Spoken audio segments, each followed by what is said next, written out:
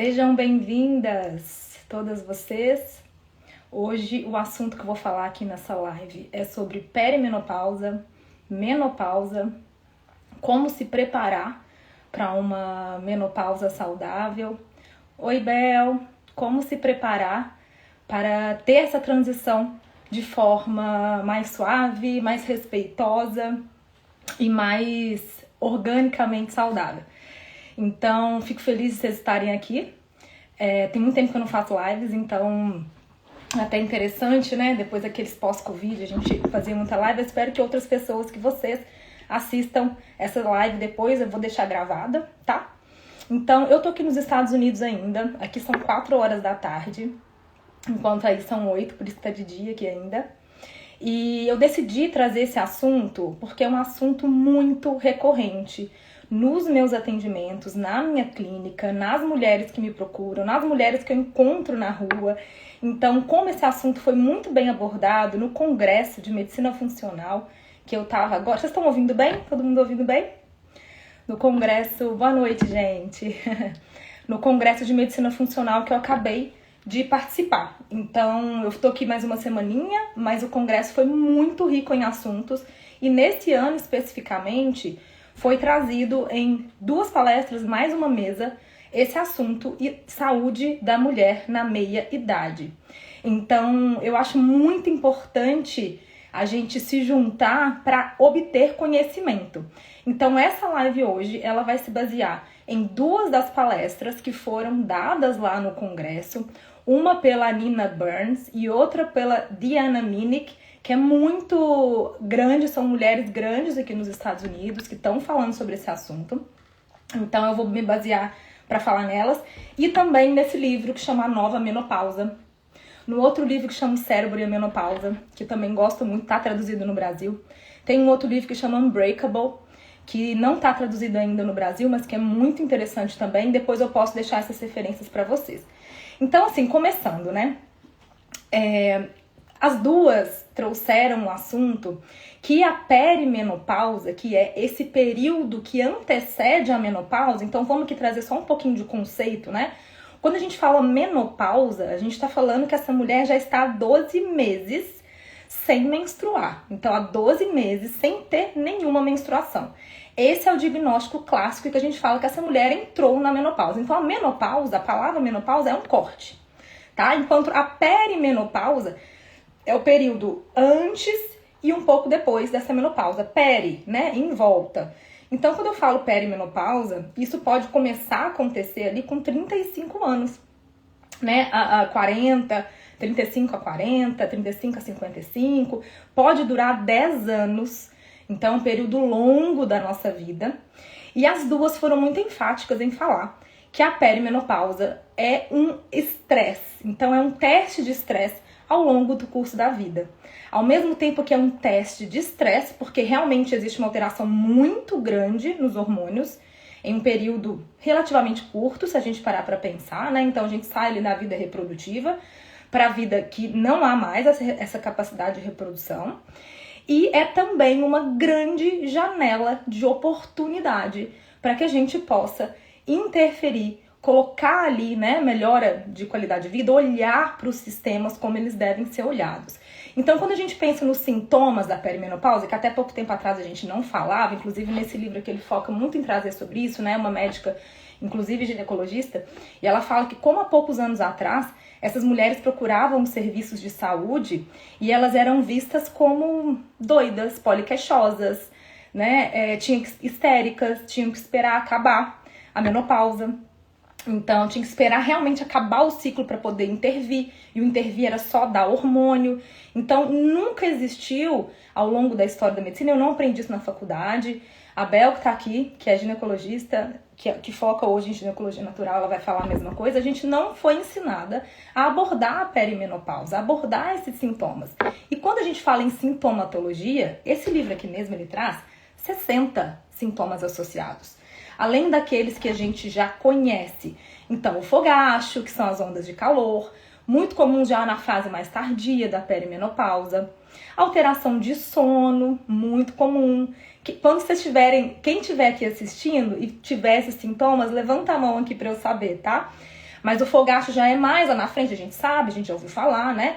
A secura vaginal é muito importante e é uma causa de perda de qualidade de vida para as mulheres demais, porque muitas têm libido, querem ter relação sexual e ao mesmo tempo têm dor, né, pela secura vaginal. Alteração de sono, osteoporose, que aí é um ponto sensível, a gente vai falar um pouquinho mais aqui, delicado. Ombro congelado, sim, Bel, é relacionado sim, o ombro congelado à perimenopausa. Outros sintomas que a gente acha que não, mas já está sendo cada vez mais associado, zumbido. É muito comum a mulher relatar zumbido quando ela está nessa fase da perimenopausa, com a redução do estrogênio. Tonteira, vertigem, aumenta muito o risco de vertigem paroxística benigna, que é aquela tonteira quando a gente levanta, né, e sente que está rodando, é muito comum. Queixas de memória, então lapsos de memória, que a gente chama de brain fog, que é a névoa cerebral, também está muito mais relacionado. O sono, que a Bel tá aqui falando que pegou muito foi o sono é um ponto tão importante, mas tão importante porque ele é também um fator de causa para piora metabólica. Então, a questão do sono é, você tem um sono ruim, você vai piorar os seus marcadores inflamatórios, você vai piorar tudo isso porque você não descansa. Então, é aquilo que fica rodando no ciclo, né? Piora. A baixa de libido, depressão, muito importante depressão, perda de massa muscular. Aí, ó, vocês estão falando, zumbido, memória, são fatores associados, sim, né? E queda de cabelo. Outra coisa muito importante é a síndrome gênito-urinária, que é infecções urinárias de repetição, sensação de esvaziamento incompleto da bexiga. Então, tudo isso também, irritação da uretra, que não tem infecção, então aquela mulher que queixa que a urina, que faz xixi toda hora, e aí realmente a questão e não é infecção urinária, você faz exame de urina e não tem infecção urinária. Então, muito comum aumentar as doenças crônicas, quando a gente fala em aumento da resistência insulínica, é gatilho sim para diagnóstico de diabetes, é gatilho sim para aumento de colesterol. Então, a perimenopausa, ela é esse ponto de estresse, sim, no corpo da mulher. Eu já escutei de algumas pesquisadoras que eu acho interessante falarem que, assim, na verdade, o que acontece com a gente é que a gente se beneficia o tempo inteiro da presença do estradiol. E o estrogênio, os ciclos menstruais acontecendo, é pela natureza para a gente se reproduzir. Então, a partir do momento que a gente tem essa queda, a gente deixa de ter esse efeito protetor e anti-inflamatório do estrogênio. Então, por que uma mulher, vocês estão reclamando, vocês estão falando aqui, né? Uma vai ter mais sangramento, outra vai ter aumento da frequência urinária, outra vai ter zumbido, outra vai ter aumento de pressão. Por que isso? Isso tem a ver com fatores genéticos. Então, nossos genes vão influenciar em como a gente vai passar pela menopausa. Isso vai ter relação aí familiar. É interessante perguntar qual idade que a sua mãe passou pela menopausa, como é que ela passou. Isso realmente tem uma questão genética, sua mãe, sua avó, suas linhagens das mulheres da sua família. Por exemplo, as latinas e as mulheres afrodescendentes vão ter muito mais sintomas vasomotores, os fogachos, por exemplo, do que as asiáticas. As asiáticas têm menos sintomas da menopausa, por exemplo. Aí tem um ponto que pode ser a relação com o consumo de soja, que eu vou até falar por aqui. Então, existe esse fator genético que vai influenciar nos seus genes quais são seus elos fracos nos seus genes, né? Mas também vai ter um ponto muito importante que foi falado nas duas palestras, que é uma coisa que a gente chama de espossoma. Eu não sei se vocês já ouviram falar desse termo, espossoma, mas é o termo que significa tudo aquilo que a gente foi exposto ao longo da nossa vida. Então, quando a gente fala em espossoma, a gente está falando desde lá de quando a gente estava no útero da nossa mãe. Por isso que durante a consulta, quem acompanha comigo sabe que eu pergunto toda a história, como é que você nasceu, de parto como é que foi a gestação da sua mãe, porque isso vai influenciar. Então, a própria Diana Minich, ela trouxe ali na palestra dela toda uma timeline.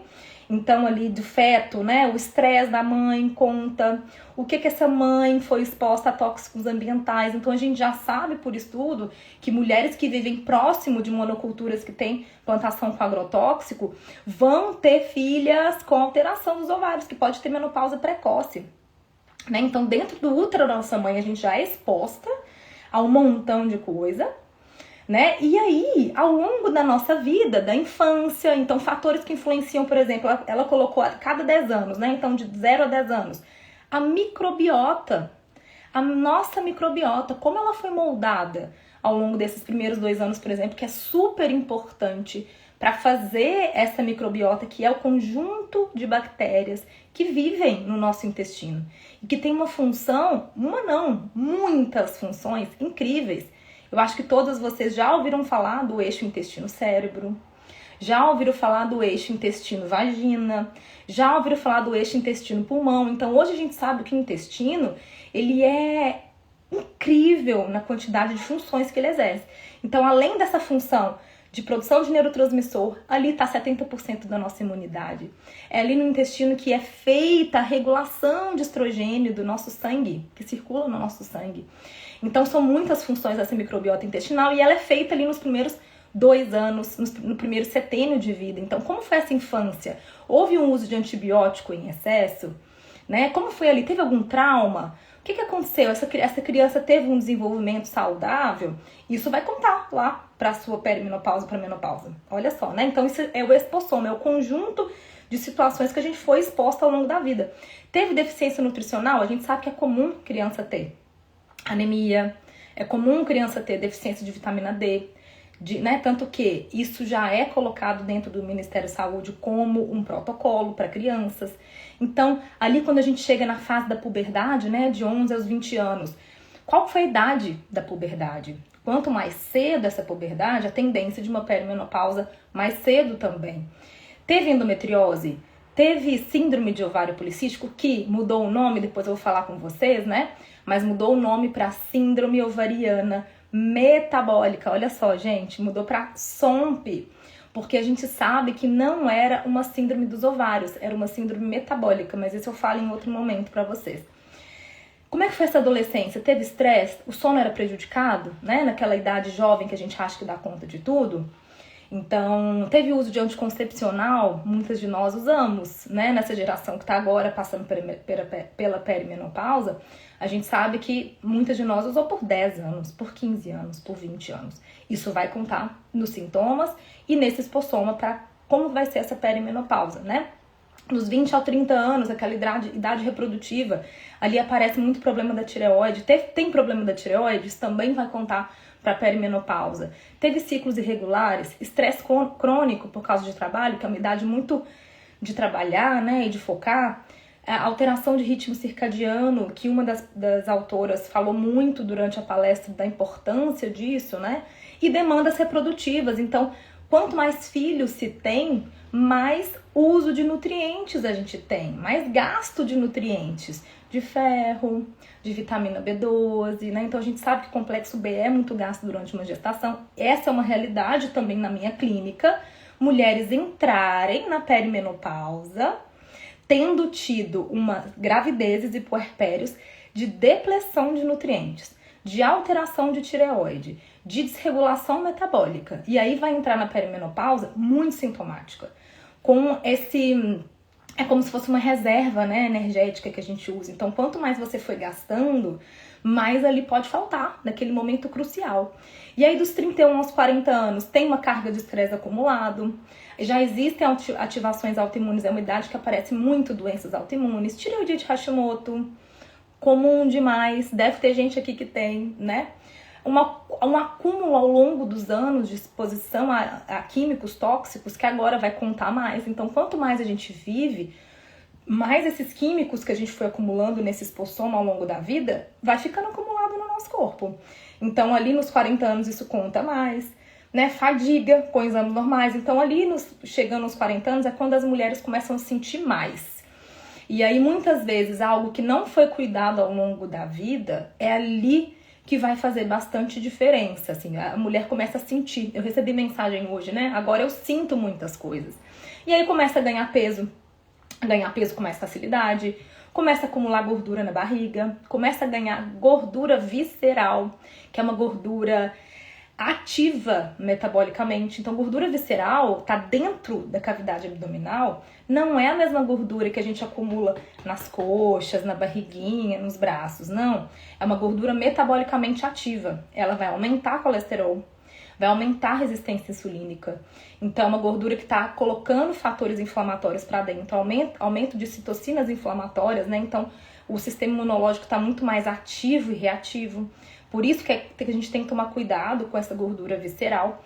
E foi falado lá, que esse estudo eu não tinha, que a cada ano depois da pós-menopausa, a cada ano é ganhado 8,2% de gordura visceral. É muita coisa. É muita coisa. E isso predispõe a doenças cardiovasculares. Então, ali 41, 50 anos, né? Começa a aparecer as doenças cardiovasculares. Começa a ter mulher que vai ter infarto, que vai ter derrame. Então, esse risco, ele aumenta bastante ali na pós-menopausa. E aí o FSH começa a subir, e aí sim a gente consegue ter uma percepção melhor desse diagnóstico. Porque, na verdade, perimenopausa e menopausa não tem um exame diagnóstico que você fale assim, beleza, é aqui que está acontecendo. Não, porque começa a ter muita flutuação. Então, se você para e faz um exame de sangue, é claro que você consegue ver o FSH e o LH, que são hormônios produzidos pela hipófise, que são estimuladores, então eles estimulam as gônadas, que são os nossos ovários, a produzir estrogênio e progesterona.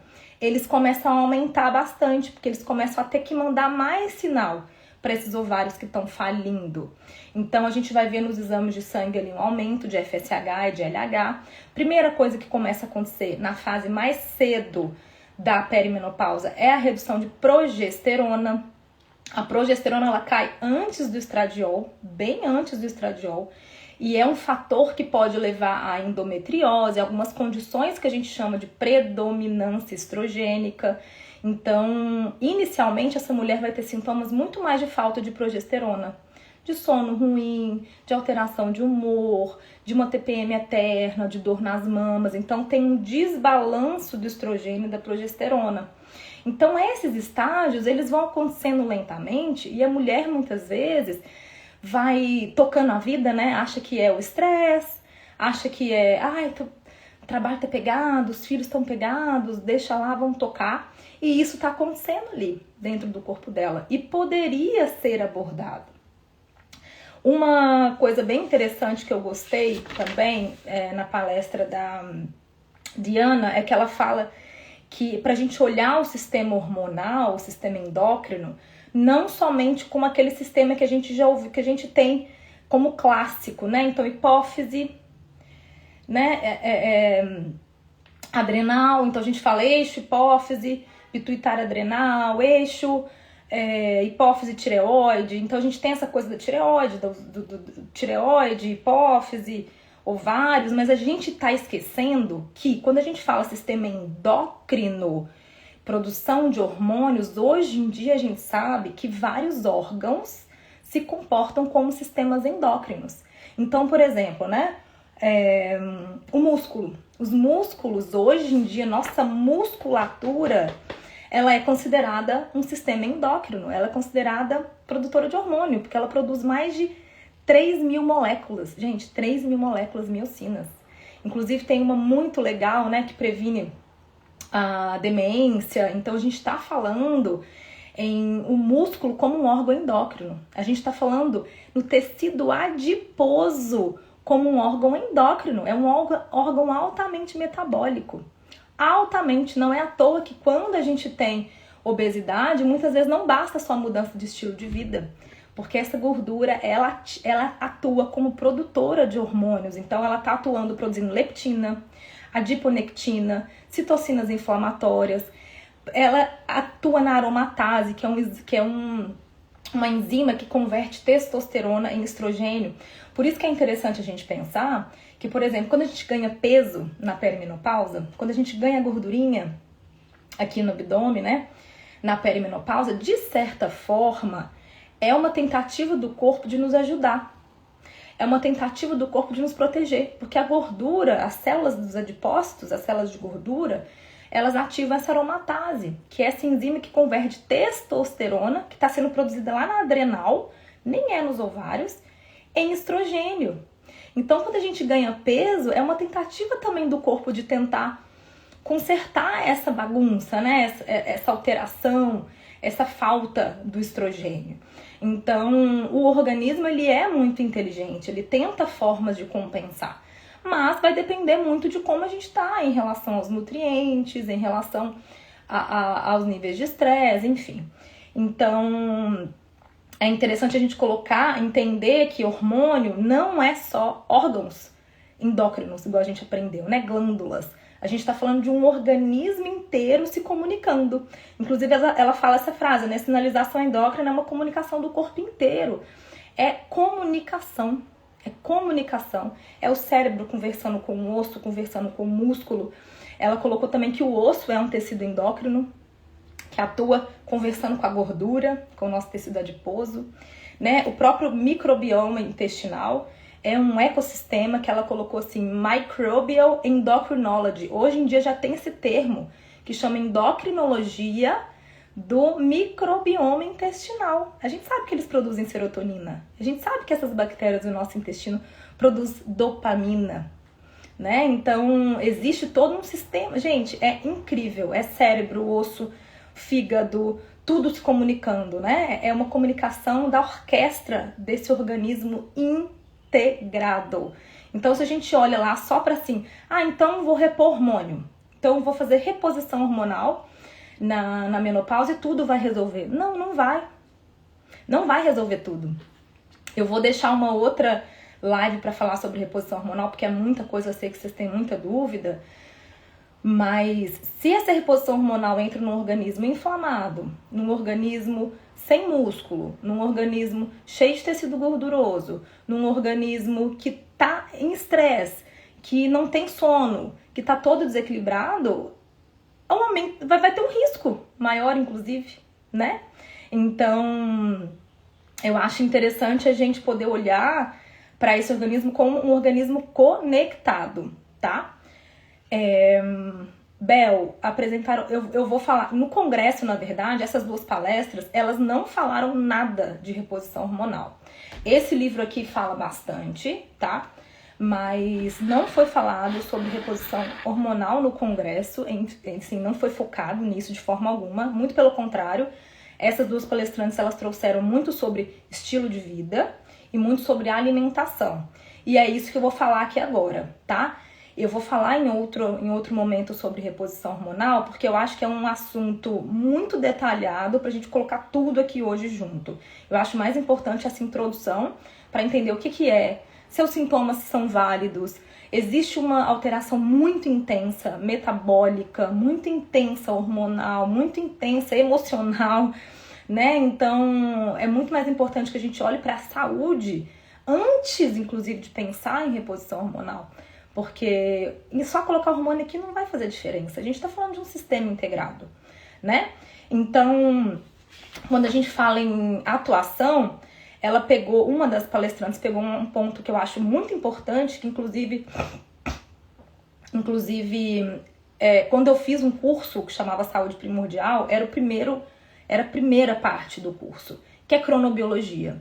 Então, a gente pensa que é só comer saudável, que é só tem que dormir só 7 horas, a gente esquece que nós estamos conectados, nosso corpo evoluiu na Terra, no planeta Terra, por centenas de milhares de anos. E é agora, num tempo muito curto da nossa existência como humanidade, que a gente está tendo luz artificial, que a gente tem a possibilidade de comer qualquer coisa a qualquer hora, que a gente tem essa vida moderna e a gente desconectou, desincronizou com a vida do planeta Terra. Então, resgatar a nossa cronobiologia, sincronizar o nosso relógio biológico interno com o relógio biológico da Terra é fundamental, mas para qualquer coisa, tá? Se eu falo em doença autoimune, se eu falo em câncer, se eu falo em qualquer doença crônica, a relação da nossa saúde, da conexão sincronizada com o planeta Terra é fundamental. Por isso que, né, ela trouxe bem focado mesmo em cronobiologia, que é o olhar da nossa conexão com o tempo. Então, por exemplo, a melatonina é um hormônio super importante que a gente produz para sinalizar que é noite. E aí todos os nossos órgãos têm receptor de melatonina. Todos os nossos sistemas entendem. Tá, agora é noite. Então é uma sincronização. Enquanto a gente acorda, o cortisol sobe. Tá, agora é dia. Então agora é horário de atividade, agora é o horário que eu consigo fazer um exercício, que eu posso comer. Então a gente evoluiu por centenas de milhares de anos vivendo assim. E uma das coisas que conta muito para uma perimenopausa, uma menopausa ruim, é a gente estar desconectado desse tempo da Terra. Então, ela trouxe um nome que eu nunca tinha ouvido falar, que ela colocou síndrome circadiana, é um nome que já está rodando em artigo científico, né? Que é essa desconexão do corpo com o tempo da Terra. Inclusive tem um livro que eu sempre recomendo muito, que eu gosto, que chama Mude Seus Horários, Mude Sua Vida. É um livro que vai focar em cronobiologia, vai focar nesse estudo e vai mostrar, esse autor ele é muito legal, o Satchin Panda, ele vai falar sobre aumento de risco aumento de obesidade por causa dessa desregulação do dia e da noite, né? Aumento de diabetes, aumento de doenças crônicas geral, aumento de câncer, quando a gente está desregulado. Então, a síndrome circadiana, assim como a gente chama de síndrome metabólica, por exemplo, você já deve ter ouvido falar, né? Ele vai trazer como sintomas de síndrome circadiana depressão, insônia, alteração cognitiva, esteatose hepática, gordura no fígado como consequência de uma alteração do ritmo circadiano. E alteração da composição corporal, puxando mais para a gordura, para uma porcentagem de gordura maior e para uma redução de músculo, né? Então, a Camila maravilhosa está aqui falando sobre a conexão com a Ayurveda, né? Na verdade, Camila, tudo isso que a gente está falando aqui já foi falado na Ayurveda. Então, quando a gente fala da importância do intestino, a Ayurveda falava disso há 5.000 anos atrás, né? Por isso que o futuro é ancestral, e isso é muito verdade. E o Ayurveda tem um reloginho, gente, do ritmo circadiano. Eu uso no meu curso, assim, é muito incrível o reloginho do Ayurveda batendo com os hormônios que a gente tem no nosso corpo ao longo do dia. Então, esse livro mudou minha vida, é maravilhoso. É mesmo, porque na hora que você entende que pelo menos você deveria estar sincronizado com o dia e com a noite, muita coisa melhora. Um dos hábitos que eu sempre falo para os meus pacientes, a primeira coisa que a gente deveria mudar é a hora que a gente come. O Ayurveda mesmo fala, come enquanto é dia, come enquanto tem sol no céu. Foi assim que a gente comeu por centenas de milhares de anos. A gente não podia armazenar comida, né, dentro da nossa toquinha, dentro do nosso esconderijo, porque ia atrair predador. Então a gente acordava e a gente ainda ia fazer caminhada em jejum. A gente tem capacidade para isso. Então, a gente não deveria estar comendo à noite. A gente deveria fazer entre 12 a 14 horas de jejum todos os dias. É muito importante olhar por ritmo do dia e da noite. E alguns genes vão contar com isso, né? O clock. Então, existem cronotipos. Então, eu tenho pacientes que são mais matutinos, pacientes que são intermediários, adaptáveis, e pacientes que são mais vespertinos. Mas não existe paciente noturno, tá? Não existe. Ser humano, ele não foi feito para ser noturno. A gente não tem visão noturna. A gente não sobreviveria na natureza à noite, com os nossos recursos que a gente tem hoje. Então, a gente ainda não evoluiu para ser noturno, tá? E uma coisa super legal que ela falou que eu não sabia é que a cor dos olhos conta muito. Então, como que a gente regula o nosso ritmo circadiano? Através dos olhos. Então, a luz entra na nossa retina, vai lá para um lugarzinho no cérebro que chama núcleo supraquiasmático, e isso é o nosso relógio biológico interno, né? Vai mandar sinais para produção de melatonina ou não, enfim, vai entender se é dia e se é noite. E essa coisa que a gente tem, né, de ficar com luz artificial à noite, luz branca, luz de telas, luz de espectro azul, né, de espectro azul, então ele vai inibir a produção da melatonina, porque o nosso corpo vai entender que é noite. Quem tem olhos claros vão ter mais impacto disso. É pensar que a íris clara, ela vai ser mais sensível à luz, nesse sentido de, se você tem um olho claro e fica no celular à noite, você vai ter mais impacto e menos produção de melatonina. Olha que interessante, porque não quer dizer que quem tem íris escura deve ficar no celular, na tela à noite, tá? Mas existe essa diferença também da cor dos olhos, né? E a melatonina, ela é fundamental para as mitocôndrias. Todo mundo aqui já ouviu falar de mitocôndria? Né? Mitocôndrias são organelas que tem dentro das células, dentro das nossas células, que são verdadeiras casas de máquina. Então, as mitocôndrias, elas eram bactérias antigamente, ancestralmente, né? Elas eram bactérias que entraram e ficaram dentro da nossa célula na evolução. E elas têm DNA próprio, enfim, e elas produzem energia dentro do nosso corpo.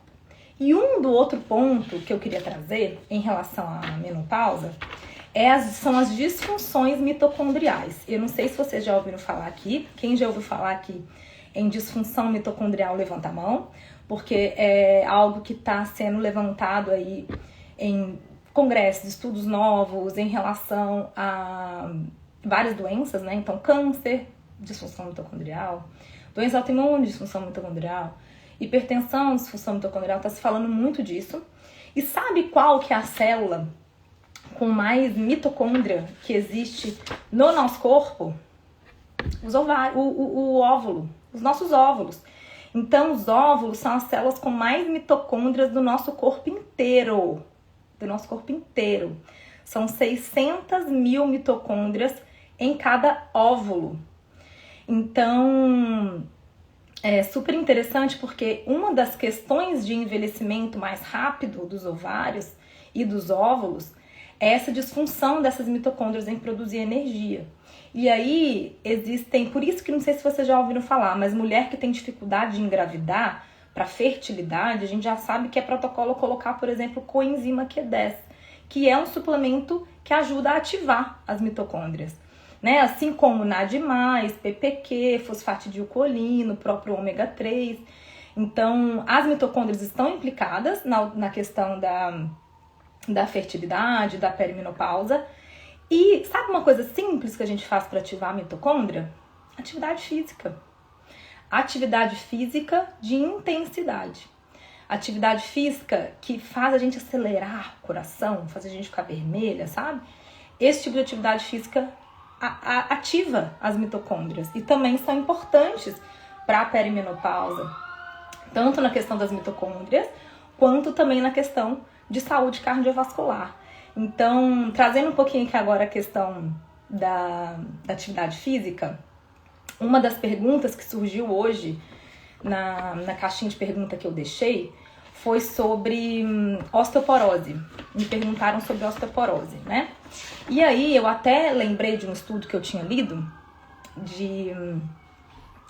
acho que foi de uns 2 anos atrás, que é um estudo que chama Estudo Lift More. É um estudo da doutora Berlinda Beck, é uma pesquisadora que ela pegou 101 mulheres e ela colocou essas mulheres num protocolo de 8 meses, dividiu em 2 grupos. Um grupo fazia atividade física pesada, então o que era? 30 minutos, só 2 vezes por semana, era até bem pouco, 30 minutos, 2 vezes por semana, carregando 80 a 85% do peso que ela consegue carregar. Então assim, é peso pesado, tá? Elas conseguiam fazer entre 5 a 6 repetições só. Quem faz musculação sabe que isso é peso pesado. E eram mulheres todas de pós-menopausa com osteoporose, tá? Então, mulheres com ossos frágeis, que muita gente falava que não podia fazer musculação, elas morriam de medo de fazer musculação, colocaram ela para carregar peso pesadíssimo, que conseguia fazer de 5 a 6 repetições, 2 vezes por semana, 30 minutos só, durante 8 meses, enquanto o outro grupo fazia exercício de baixa intensidade, caminhada, uma agachadinha, um negocinho funcional, beleza, era isso. Depois desse tempo de 8 meses, eles perceberam um aumento da densidade óssea. Então a pergunta dessa pessoa que me mandou foi: dá para reverter a osteoporose? Aqui a gente está falando de um fator só, A gente está falando de só atividade física de peso, tá? Aumentou 4% da densidade óssea da coluna e aumentou 2% da densidade óssea do colo do fêmur. Ah, mas é pouco. Gente, mas fazer osso de novo, quando já se perdeu, é muito difícil. É muito difícil. Alguém que tiver aqui, tem uma pessoa aqui que tá com 73 anos, né? É muito comum, gente, a osteoporose, e é o maior fator de risco de morte quando a gente tá mais velho, né? Eu mesma perdi minha avó com 97 anos, ela tava super bem, até 1 ano antes ela quebrar o fêmur e ter que ficar parada, e perder osso totalmente, perder músculo, ficar com sarcopenia, que é falta de músculo, e aí isso levando ela a uma perda da cognição e morte. Então, A gente sabe que a maioria vai morrer depois de 1 ano e meio quando tem uma fratura. E as mulheres têm 80% mais risco de osteoporose do que homem. Então é um ponto muito importante quando a gente fala de exercício de força, tanto para manutenção de músculo quanto para segurar osso. E aí algumas pesquisadoras hoje, elas falam que esse protocolo da gente pedir densitometria óssea só depois, ali nos 60 anos, é um erro. Porque a gente já vai estar medindo na pós-menopausa, a gente vai estar medindo no momento que esse osso já vai ter sido perdido. Que a gente deveria estar medindo esse osso com 45. Uma idade que a gente vai entender de que ponto eu tô partindo. Porque tem muitas pessoas que têm tendência genética a ter osteoporose muito cedo. Eu tenho paciente assim também. Eu tenho paciente com 45 anos já com osteopenia. Então, quando eu falo em atividade física, eu tô falando tanto para a parte metabólica, para redução, para melhora da composição corporal, que é alterada durante a perimenopausa, vai muito mais para ter gordura do que para ter músculo. Então a gente quer ter músculo, que músculo produz hormônio bom, músculo tem muita mitocôndria, produz energia, músculo segura a gente, né? Segura toda a estrutura, diminui dores articulares, diminui dores de coluna. Ter músculo é uma reserva de saúde. Se você tiver qualquer acidente, qualquer problema que você precisar ficar internado, é o seu músculo que vai te segurar e te dar aminoácido para regeneração. Eu vejo isso no hospital o tempo inteiro, paciente no CTI, paciente que perde... Gente, é impressionante. 2 dias de CTI o paciente fica chupado porque a gente usou o músculo para poder regenerar. Então melhora muito a expectativa, a perspectiva de vida, né? Se você tem um diagnóstico de câncer, precisa ser tratado. A gente precisa ter músculo. Ter músculo até 60, 70 anos é fácil. Depois é muito difícil. É muito difícil. Então, se a gente começar a fazer musculação cedo, exercício de força mais cedo, a gente vai estar favorecendo os ossos e favorecendo ter uma musculatura saudável. Por isso que, quando a gente fala em alimentação, é tão importante nessa fase da vida aumentar o consumo de proteínas. Então, alguém também me perguntou, uma das perguntas foi em relação à alimentação de grupos macro. O que a gente tem que pensar? Pensando em carboidrato, proteína, gordura. Então, existe uma necessidade de uma mudança de alimentação nessa fase, muito importante. Então, quando a gente pensa em macro, é aumentar, sim, a quantidade de proteína. Só que, eu também fiz recentemente um curso sobre longevidade. Pela Unicamp, com a professora Ana Paula, que é uma mulher maravilhosa também, a gente troca muita ideia sobre isso. E ela trouxe, né, as vias metabólicas que a gente ativa com excesso de consumo de proteína. Então, proteína é para ser aí, ó, 1 grama por quilo, quando a gente pensa em longevidade, tá? Não é a todo custo que a gente aumenta muito a quantidade de proteína aí para 2 gramas por quilo, igual a gente tem visto por aí, um excesso de consumo de whey protein, né? Porque cada vez que a gente consome proteína, a gente está ativando a síntese muscular, a via de síntese, uma via anabólica de construção, de fazer, de crescer, hormônio de crescimento. Isso é bom pra gente construir nossos músculos. Só que se a gente está ativando essa via excessivamente o tempo todo, que é o que a gente está vendo aí em dietas carnívoras, em excesso de consumo de proteína em pó, a gente também não está deixando a via de reparo acontecer. Então é como se fosse uma chavinha. Quando você está ativando essa via de síntese, que é a mTOR, você está lá, síntese, crescimento, fazer, construir. Isso também faz crescer câncer, tá? Isso também faz crescer câncer. Então é interessante a gente pensar que, inclusive, é uma hipótese que esse aumento de câncer em pessoas jovens também tem relação com o excesso de estímulo das vias de síntese de crescimento. Enquanto que quando a gente não está estimulando síntese, a gente está na via de reparo. Então, tem que aumentar a quantidade de proteína de quando você era jovem. Mas essa quantidade de 1,8, 2, igual a gente escuta por aí, né? Acha que é normal ficar toda hora consumindo excesso de proteína, ela seria aí para atletas de elite, para pessoas que têm outras necessidades, que fazem muito exercício físico, né? Bem diferente da gente normal. Então, pensar em um aumento de 0,81 para 1,2 gramas por quilo. Depois dos 50, 60 anos, precisa de ter proteína em todas as refeições, porque isso aí vai ajudar, né? A gente não faz igual quando a gente é jovem, que pode consumir a quantidade de proteína maior em uma refeição e menos nas outras, a gente precisa de ter mais proteína sim. E quando a gente pensa em qualidade dessa proteína, uma proteína plant-based, soja, tofu, tempê, proteínas de carnes magras, é mais interessante quando a gente pensa que essa pessoa pode ter tendência a aumento de colesterol, tá? Então, alguém que já falou, ó, descobri a osteopenia na densitometriose tem 47 anos. Gente, a gente deveria estar fazendo isso mais cedo. Porque descobrir que você já tem osteoporose com 60, o que a gente pode fazer com isso? Nada, né? Então, voltando à questão da alimentação, aumento da proteína, redução da quantidade de calorias total. Então, existe uma redução do metabolismo. Então, existe uma necessidade menor calórica, tá? E uma diminuição dos carboidratos. Aumento de fibras. As fibras. Todo mundo fala em bater meta de proteína. Eu ficaria feliz se todo mundo falasse em bater meta de fibra. Porque fibra é tão importante. Fibra vai alimentar a nossa microbiota intestinal. Fibra vai ajudar na nossa síntese de hormônio, na metabolização dos nossos estrogênios. A fibra ajuda o intestino a funcionar melhor, alimenta essa microbiota intestinal que vai produzir boas coisas pra gente. Butirato, que é anti-inflamatório. Então a gente deveria estar pensando muito numa dieta focada em fibra. Então muitos vegetais, principalmente vegetais coloridos, porque quando a gente fala em cor, né, como o arco-íris, eles falam muito aqui, eat the rainbow. Quando a gente fala em como o arco-íris, a gente está falando em ter muita diversidade de antioxidante, de nutriente diferente. Então, se eu vou comer um repolho, eu vou comer um repolho roxo. Se eu for comer uma fruta, eu vou comer uma fruta colorida. É mais interessante do ponto de vista de antioxidante, que vai estar tirando radical livre desse sistema, né? Radical livre é aquilo que nos envelhece, aquilo que inflama. É resto de reação química. Então é aquilo que vai como se fosse enferrujando, corroendo o nosso sistema. Então quando a gente coloca coisas antioxidantes, a gente está ajudando o organismo a funcionar melhor. Então fibras diversas. Teve uma das palestrantes que falou para consumir entre 30 a 50, é muita coisa, alimentos diferentes por semana. Quem aí consome de 30 a 50 diversidade de vegetais, de frutos por semana? Muito difícil. Muito difícil. Então, estou batendo a meta de fibra. Comecei depois que li o livro que você me indicou.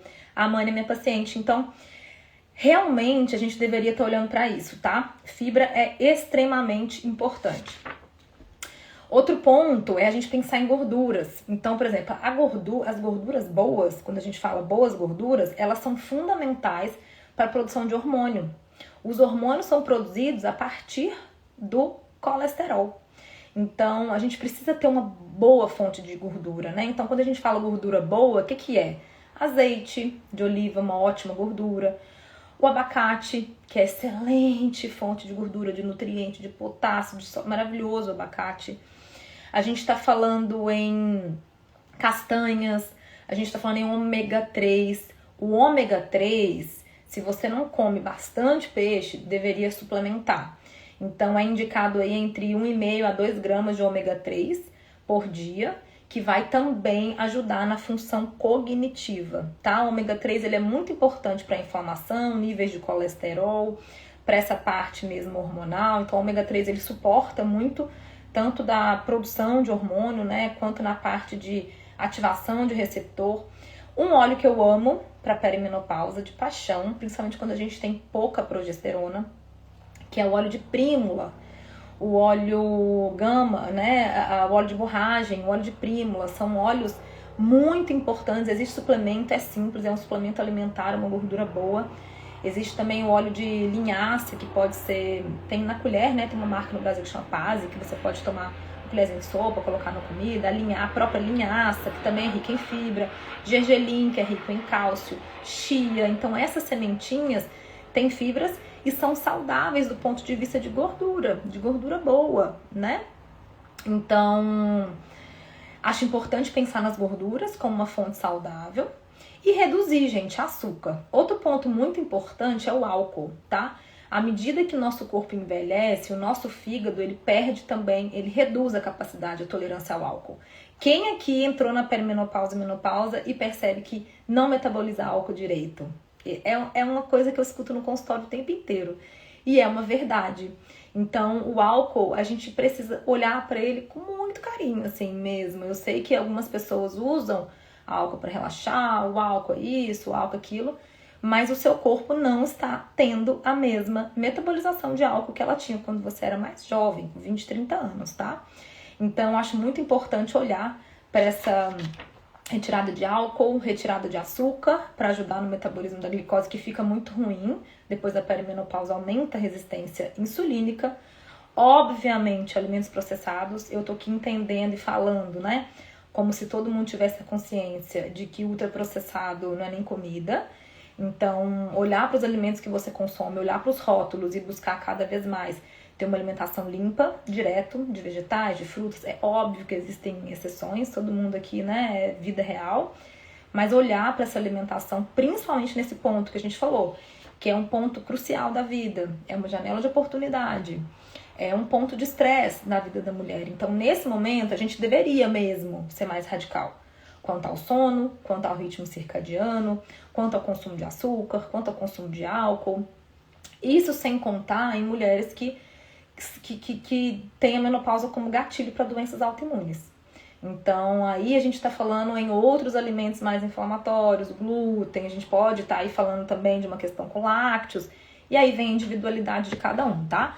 Mas, no geral, aumentar a fibra, aumentar a proteína, consumo de proteína, não em excesso. Se fala muito, hoje em dia, da creatina como um suplemento que dá suporte tanto para o ganho de músculo, então, assim, para pessoas mais velhas, idosinhas mesmo, eu acho crucial o uso da creatina. Porque vai ajudar a segurar músculo, sabe? A ganhar músculo é uma idade muito difícil. Vocês devem ver os velhos aí, tudo sem músculo. Muito difícil mesmo. Piorando a sua autonomia, né? Então a creatina é muito interessante, mas se fala hoje da creatina para diversos grupos populacionais. Eu acho ela um suplemento bem interessante, inclusive como suporte também para cérebro. Está sendo bem estudado como prevenção também de demência. É claro que isso tem que ser pesado, o que é prioridade para cada pessoa, e ver a alimentação de cada um. Mas a creatina poderia ser um suplemento interessante nessa fase da vida, né? O ômega 3, 2 gramas ao dia. E a gente vai falar também, né, de níveis de vitamina D, porque a vitamina D a gente sabe que com o estilo moderno que a gente está de vida, está deficiente em quase todas as pessoas. Impressionante como a vitamina D ela é baixa quando a gente dosa e realmente é compatível com o estilo de vida, de trabalhar muito dentro do escritório. A vitamina D, ela participa das fases de síntese de hormônio, ela participa da fase de ativação de receptor, então ela ajuda a ativar receptores dentro da célula para poder receber esses hormônios. Né? A vitamina D está implicada também na parte de metabolização, de intestino, de eliminação, então a vitamina D ela é super importante nesse processo. Dosar, ideal é que a gente dose para saber que nível que tá, para entender como é que vai ser essa suplementação. Ou começar a tomar mais sol, né, gente? Se expor mais à natureza, fazer aquela sincronização com a terra, eu acho bem importante. Outro suplemento interessante que todo mundo pode tomar, é um suplemento bem legal, eu considero ele bem importante também, é o magnésio. É um mineral que o nosso solo é pobre, então países como o Brasil, que não tem vulcão, a gente vai ter alimentos mais pobres mesmo em magnésio. E o magnésio está implicado em mais de 600 funções do nosso corpo, um negócio absurdo. Então, quando a gente olha também, ele participa de síntese de hormônio, de transporte de hormônio, de ativação de receptor, de metabolização, ele participa da fase de eliminação também, metabolização.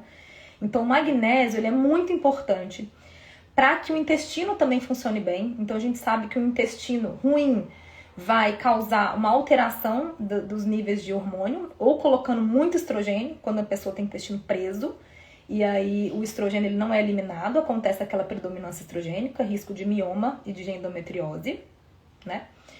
Ou um intestino disbiótico. Então o magnésio é importante para o intestino funcionar bem também, é bem interessante, né? Para a mitocôndria ele é interessante também.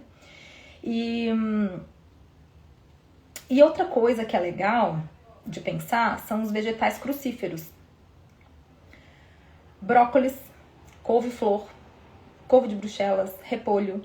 Esses vegetais, as brássicas, eles contêm um componente, que é o 3-indolcarbinol, que ele ajuda lá no fígado a quebrar o estrogênio e a limpar o estrogênio velho, a limpar esse estrogênio que não era para estar ali.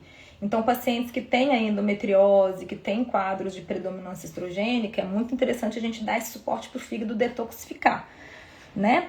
E outra coisa importante também são o complexo B. Então, complexo B. A vitamina B12, com a idade, a gente vai reduzindo a absorção da B12 no nosso intestino, vai diminuindo o ácido, e por diminuir ácido no estômago, reduz a absorção de B12, então é muito comum pegar mulheres 60 mais com muita deficiência de B12, é comum pegar todo mundo com deficiência de B12, mas é mais comum ainda idosos. Então, cuidar aí com o complexo B no geral, né, com metilfolato, dependendo da tendência genética. E outra coisa muito importante é pensar nos fitoestrógenos, né, nas ervinhas, nas plantas medicinais, na soja, a soja principalmente orgânica, não é essa soja cheia de agrotóxicos transgênica, né? Uma soja orgânica, um tofu, principalmente soja fermentada, então tofu, tempê, miso, é bem legal, ajuda na redução de fogacho, os estudos são muito categóricos de que reduz fogacho, tá? Então, são alimentos muito importantes. E pensando em osso, cálcio, só que o cálcio não pode vir sozinho, o cálcio precisa estar junto com magnésio, com vitamina D, com vitamina K, porque senão a gente não sinaliza para esse cálcio que ele tem que ir para o osso. Aí ele acaba podendo participar de formação de placas de ateroma, dependendo de se esse corpo está inflamado, se ele tem tendência. Então, gente, olha a quantidade de coisa para olhar. O último ponto que eu queria trazer, que inclusive uma palestrante falou e falou assim, gente, isso aqui é muito importante, eu não vejo ninguém falando sobre isso. Disruptores endócrinos. Quem me conhece sabe que eu já falo sobre esse assunto há mais de 5 anos. Inclusive, eu tenho uma palestra no YouTube que eu dei para um congresso do Vida Veda. Só digitar meu nome lá no YouTube que vocês vão achar. Que é só sobre disruptores endócrinos, xenobióticos e saúde feminina. Vocês não têm noção o quanto os bisfenol, fitalato, microplástico, PFAS, que são forever chemicals, químicos que ficam para sempre, nunca decompõem, para sempre na Terra, né? Agrotóxicos, dioxinas, influenciam nos nossos hormônios, influenciam no nosso ovário. Inclusive, tem um estudo do final de maio agora, do 27 de maio, que é super interessante, eu quero fazer um post sobre ele, falando sobre presença de químicos, né, de exposição de glifosato, que é o maior agrotóxico utilizado em todas as monoculturas, inclusive no Brasil em excesso, tem tudo glifosato, presente, dosado dentro do líquidozinho, do fluido folicular de mulheres inférteis. Então, altos níveis de glifosato em fluido folicular, então dentro dos óvulos de mulheres que não conseguiam engravidar, que estavam em processo de FIV. Olha só, gente, os químicos, eles são invisíveis, eles estão por todo lado, no alimento, nas embalagens plásticas, na água, no ar. E principalmente nós mulheres que usamos muito cosméticos, a gente está muito mais exposto a químico do que homem. E aí muita gente vai falar, não, mas os estudos mostraram que essa dose é segura. Os estudos mostraram que usar protetor solar químico é seguro. Gente, a gente está falando de um acúmulo. Você não está exposto só a um químico. A gente está exposto a uma infinidade de químicos. E esses químicos, eles são lipofílicos. Eles têm atração pela gordura. E o que é o ovário? É uma gordura. O que é o cérebro? Gordura. Né? Então, à medida que a gente vai acumulando esses químicos no nosso organismo, eles vão impactando também nessa saúde do ovário, nessa saúde de fertilidade, na saúde geral da mulher. Aumento de risco de Alzheimer, aumento de risco de infarto. Eu tenho um estudo lindo que mostra lá a artéria, dentro da artéria, microplástico acumulado dentro da placa de ateroma, e isso aumentando o risco de morte. Então, teve um outro estudo aqui, né, que usou 1.532 pessoas.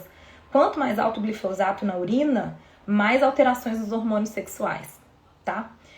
371 mulheres de menopausa precoce foi medido o PFAS, que é aqueles químicos perenes eternos, foi dosado no sangue. Quanto maior o nível de PFAS no sangue, maior era o FSH, que quer dizer maior taxa de falência do ovário. Então, é um tópico muito importante para a gente cuidar, que é nossa exposição a químicos ambientais, tá? Eu acho que eu falei quase... Ih, tem muito mais coisa aqui, não dá tempo de falar tudo, infelizmente. Vocês querem trazer alguma dúvida? Eu posso também colocar aqui as perguntas de vocês, eu acho que eu acabei respondendo todas. Qual idade é considerada menopausa precoce? Entre 40, ali, por média de 40 anos, tá? Antes dos 40 anos. O que se tem de estudo, vocês perguntaram de reposição hormonal, é que mulheres com menopausa precoce têm indicação formal de uso de reposição hormonal, porque aumenta muito o risco cardiovascular associado. Isso já é muito batido de martelo, tá? E eu concordo, porque se a gente parar para pensar, a quantidade de tempo que a gente vive hoje, a nossa expectativa de vida, a gente vai ter ali muitos anos de pós-menopausa. Então, se você entra na menopausa numa idade muito cedo, aumenta todos os riscos associados à menopausa, tá? E quem não consome proteína animal, algum cuidado especial, olha, pelo contrário do que a gente acha, tá? Não é obrigado a consumir proteína animal. O peixe, ele é muito rico em ômega 3, então a falta do ômega 3 ela é importante tomar cuidado. Mas as proteínas vegetais de leguminosa, aí depende do seu intestino também. Então eu tenho paciente que não tolera muita quantidade de leguminosa porque tem um cibo, tem alguma alteração intestinal, não digere bem. Mas se você tem um bom aporte de soja, tofu, tempê, leguminosa, feijão, lentilhas, castanhas, né? É possível sim bater essa meta de proteína, sim, com certeza. E às vezes precisa usar um suplemento porque a gente está falando de uma dieta restritiva. Então vamos colocar aqui que quem não come proteína animal é uma dieta, já se trata de uma restrição alimentar. Então a gente vai ter que pensar mais em suplementar, tá? Adianta tomar cálcio para quem tem osteoporose? Sim. Às vezes não precisa tomar o cálcio suplemento, tem que olhar na alimentação se é uma alimentação rica em cálcio. Às vezes a gente acha que só lácteos tem cálcio, né? Mas folhas verdes escuras tem muito cálcio, espinafre, couve, gergelim, tahine, é um alimento que eu sempre recomendo, porque é riquíssimo em cálcio também. Então tem que avaliar, ver se tem essa necessidade de suplemento de cálcio, e quando tiver suplemento de cálcio, é o que eu falei, tem que ter junto magnésio, vitamina D, vitamina K, para essa sinalização do cálcio para o osso, tá? Tem como fazer reposição hormonal em mulheres com adenomiose e endometriose? Sim, mas eu não vou entrar no tema reposição hormonal aqui, tá? Hoje, porque já tem 1 hora de live. Eu vou trazer num outro momento reposição hormonal. Guardem suas dúvidas, porque eu acho que vai ser uma live bem legal. Quem tem mioma uterino pode entrar na menopausa mais cedo? O mioma não influencia nos ovários. Então, o mioma, ele vai estar sinalizando que tem desequilíbrio ali, né? Tem uma tendência genética a ter mioma, provavelmente. E tem ali um excesso de estrogênio, é o que eu falei. Uma predominância estrogênica em relação à progesterona. Então é muito comum aparecer na perimenopausa porque o que cai primeiro é a progesterona. Então a gente tem que ter suporte para melhorar esse nível de progesterona e reduzir esses níveis de estradiol que estão em excesso. E aí a gente vai olhar para o intestino, para essas bactérias que metabolizam esse estradiol. A gente vai olhar para a alimentação, para alguns suplementos específicos, né, para inflamação, para poder ajudar esse mioma a não crescer e não ter excesso de sangramento na perimenopausa, que é um dos casos que faz a mulher tirar útero, muito. E, na minha opinião, tirar um órgão, último caso. Então, a gente tem que sempre buscar prevenção e resolução do problema, tá?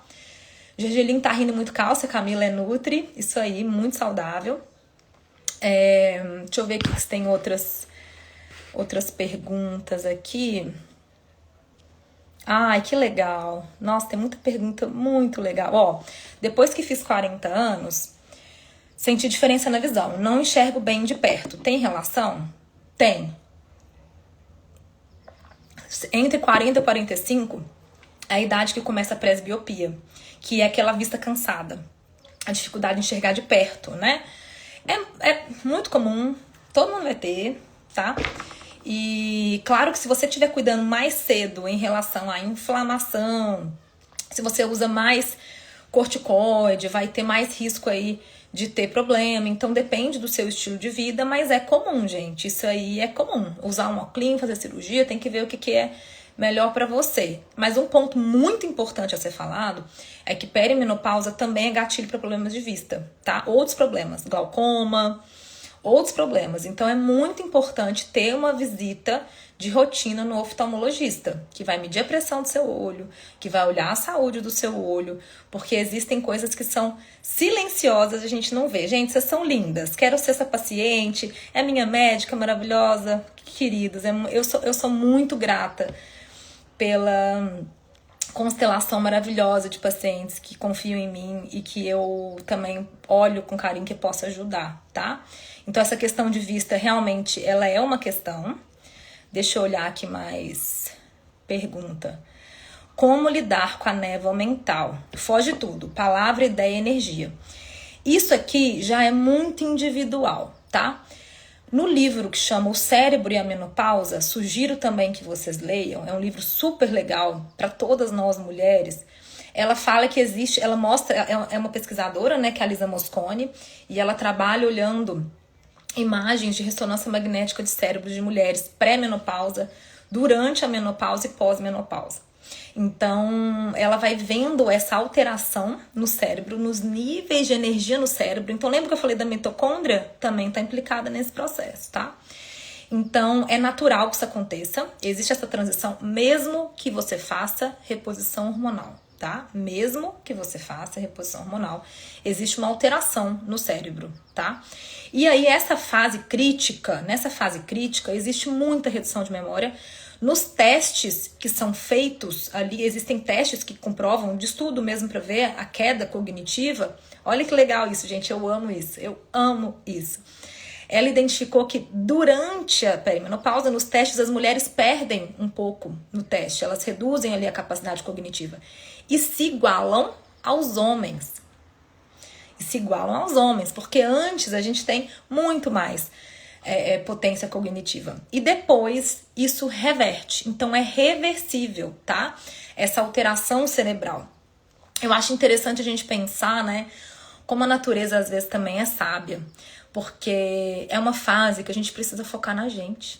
É uma fase que a mulher tem que olhar para ela com muito carinho e não focar em trabalho. E não focar mais no filho, na família, né? Ajudar todo mundo, resolver tudo. E aí, quando a gente fica um pouquinho mais desmiolada, é importante também para pensar em pausa, em período de reflexão. Eu nem entrei aqui na parte de espiritualidade, que é um ponto que eu considero assim ultra importante, porque existe uma mudança de paradigma dessa mulher. A gente está saindo de uma fase que é produtiva em todos os sentidos, é reprodutiva, ter filho, é produtiva de trabalho, é criar a empresa, criar projeto, criar isso, fazer aquilo. Enquanto a gente olha lá para outra fase, que é a fase pós-menopausa, é uma fase que você tem que colher os frutos dessa vida, de tudo que você fez. Você está muito mais num lugar de dar conselhos, do arquétipo da anciã, né? Que não é aquela mulher já indo morrer, não, gente. Mas existe uma mudança do que a gente quer. Inclusive, é nessa fase da perimenopausa que acontecem mudanças de trabalho, que acontecem divórcios, que as mulheres mudam, né, a carreira. Então, eu acho muito interessante essa parte também de espiritualidade e que deve ser um gatilho para a busca. Então, quando a mulher começa a ficar perdida, a memória começa a falhar, ela começa a achar que tá ficando doida, o humor muda, altera, né? Ela se vê perdida, é um momento de busca. Busca de propósito. Foi falado muito no congresso, e tudo que a gente lê hoje sobre longevidade é que propósito é mais importante que alimentação. É mais importante do que a alimentação. Ter um propósito, buscar essa sensação de propósito, né? Estar em comunidade. A solidão aumenta, reduz a quantidade de anos da sua vida. Então, é um renascimento em todos os sentidos. É muito importante que a gente pare, que exista aí uma reflexão sobre essa fase da vida, né? Vai fazer terapia. Vai buscar uma comunidade, vai juntar com outras mulheres que estão passando no mesmo momento que vocês. Eu vou fazer um post aqui depois com os livros que eu recomendo para essa parte de espiritualidade, né? Busca de fé, independente do que é que você acredite, a fé aumenta 7 anos de vida. Ter uma fé. Então, e mentalidade positiva perante as adversidades. Isso é muito, esses fatores que eu tô falando aqui, fé, comunidade, busca de propósito, paixões, ter paixões, mentalidade positiva, é visto nos povos centenários, nos povos mais longevos do mundo, nos estudos das Blue Zones. Eu tenho um vídeo também no YouTube sobre as Blue Zones, que são esses estudos dos povos que vivem muito, mais de 100 anos, com saúde boa, com cabeça boa.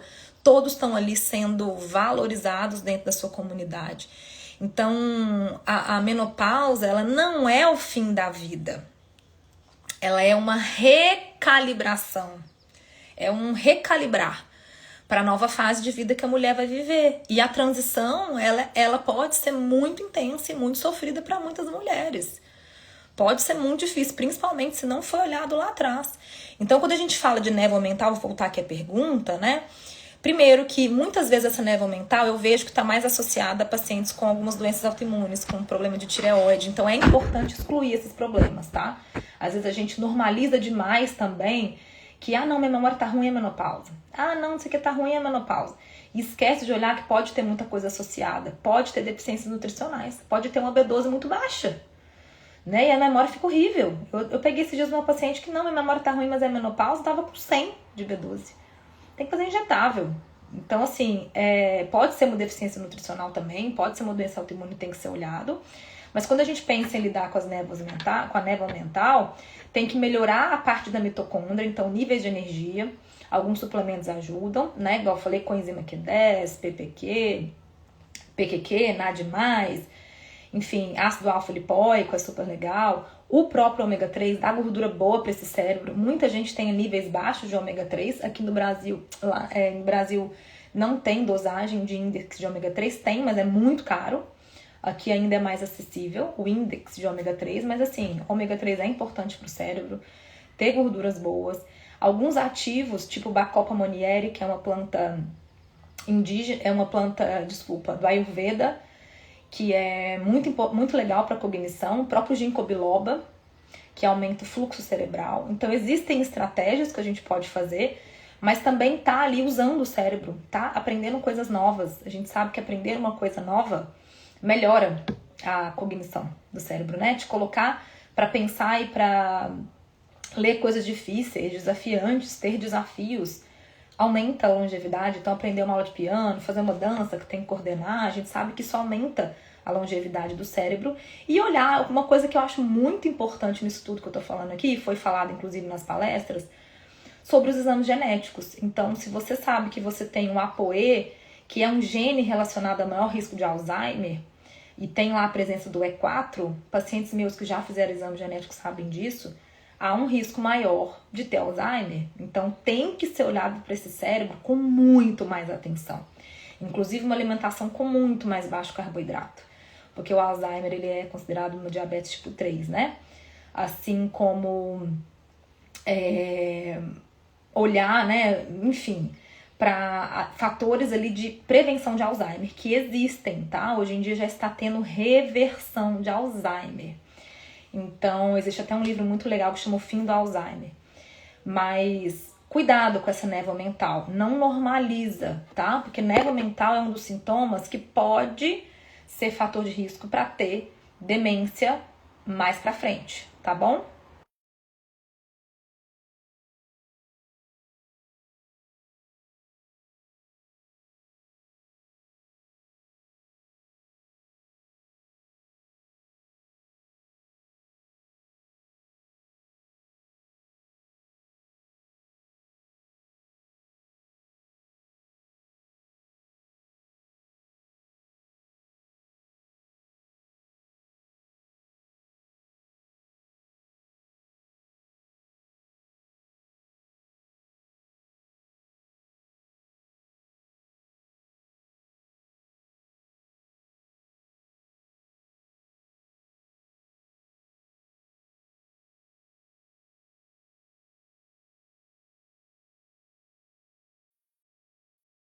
Voltou o som? Voltou o som? Será que voltou o som? Voltou? Eu sei o que foi que aconteceu, entrou ali no fone. Entrou no Bluetooth, entrou no fone. Eu tenho visto, sabe, no Instagram, homens, maridos, falando, e eu acho interessante que quando é um homem falando para outro homem, eu acho que isso tem um impacto muito maior do que a gente falar para um público grande de homens, né? Eu acho que a gente, na nossa casa, a gente tem que, sim, educar os parceiros, educar os nossos parceiros, explicar o que acontece, mostrar, às vezes, um livro, mostrar, às vezes, essa live, né? Porque eu acho engraçado que quando a mulher tá grávida, a mulher tem esse aval pra enlouquecer, pra ficar doida, pra suar, pra ter calor, pra sair, pra sentir aquilo. Ah, não, ela tá grávida. Ah, não, tudo bem, ela tá grávida. A mulher tem esse aval. Quando é menopausa, perimenopausa, é perdido esse direito. É muito engraçado isso. E muitas das mulheres referem isso. Eu acho que nós, devagarzinho, vamos tendo esse papel de educação dos nossos parceiros e, às vezes, conversar em roda, de grupo de amigos, né? Que um parceiro conversa com o outro, da amiga. Eu acho que isso vai melhorar e tá melhorando ao longo do tempo. Deixa eu ver se tem mais algum outro aqui. As outras perguntas são todas de reposição hormonal. Então, eu vou deixar para a próxima. Já tem mais 1 hora de live. Eu vou encerrar essa live aqui, então. Agradeço muito a presença de todos vocês, de todas vocês. Vou deixar salvo, tá? Vou deixar aqui para que vocês possam assistir depois. E na semana que vem eu vou falar sobre reposição hormonal. Tirar dúvida, já penso o que vocês querem que eu responda para enriquecer esse diálogo, tá bom? Um grande abraço, obrigada a vocês presentes, suas lindas, pacientes, amigas, pessoas queridas. E a gente vai se falando por direct, tá? Pode mandar ainda dúvida que a gente vai colocar para a próxima. Um abração. Tchau, tchau.